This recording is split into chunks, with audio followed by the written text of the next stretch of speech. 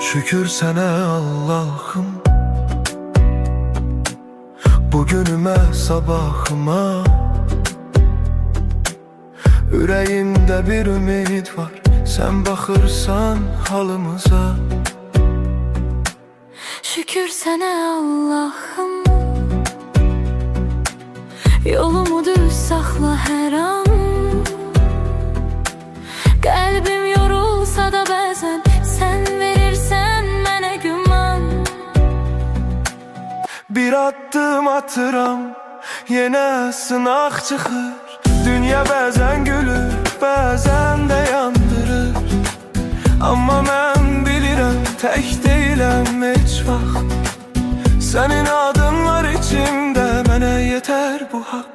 Evimə bərəkət, canıma səhət, qəlbimə təmizlik, dilimə məhəbbət. Hər kəs öz payını halal qazansın, Allahın nuru ilə qaranlıq dağılsın. Ya Rəbbim gəncə güc ver, yaşlıya səbr ver. Qəmli olan ürəklərə biraz rahatlıq ver.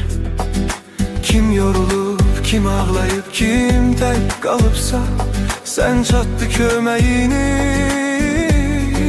gecikmə Allah'ım. Şükür sənə Allah'ım,